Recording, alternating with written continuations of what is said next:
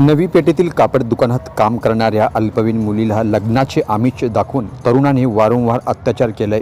ती गर्भवती असल्याचे समजताच त्याने गोळ्या खायला दिल्या। या प्रकरणी पीडितेच्या फिर्यादीवरून फौदार चावडी पोलिसांनी संशयित तरुणास अटक केली आहे।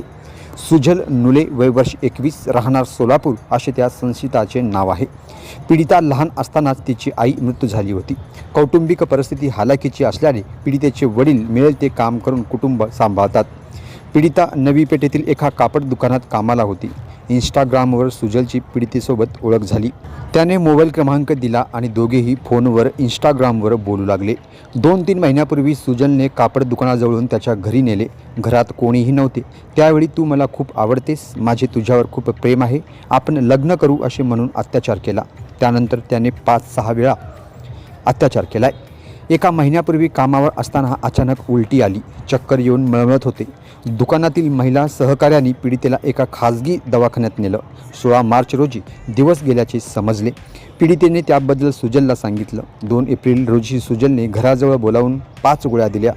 गोळ्या खा म्हणजे तुला बरं वाटेल असे सांगितलं। त्यातील गोळी खाल्ल्याने रक्तस्राव खूप होऊ लागला। पीडितेने घडलेला प्रकार आजीला सांगितला। गुन्हा दाखल होताच पोलिसांनी सुजलला अटक केली आहे। सध्या तो कोठडीत असून पोलीस उपनिरीक्षक सतीश बावणे हे तपास करीत आहेत।